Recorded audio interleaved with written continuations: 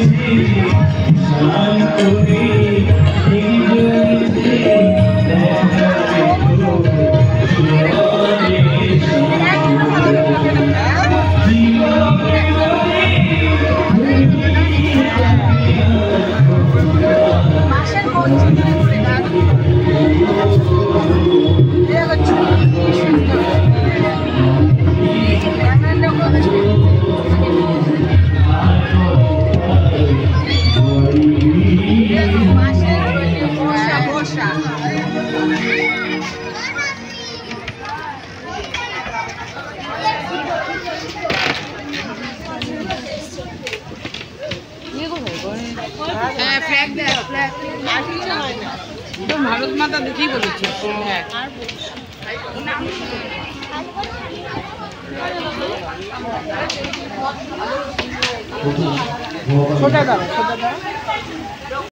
তো বন্ধুরা, এটা ছিল ভারত মাতা মন্দির। তাল পাতার মণ্ডপে একটা খুবই সুন্দর একটা অথেন্টিক ভাব এখানে তুলে ধরা হয়েছে।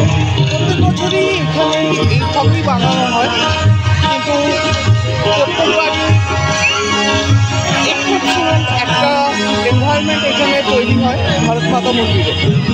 তো কেমন লাগলো আমাদের ভারত মাতার মূর্তি আমাকে নিশ্চয়ই জানাবেন হচ্ছে কমেন্ট সেকশনে। এইরকমই শারদ উৎসব 2024 দেখার জন্য আপনারা থাকুন আমার সাথে আপনাদের সর্বপ্রিয় চ্যানেল লেটস রোম অ্যারাউন্ডে।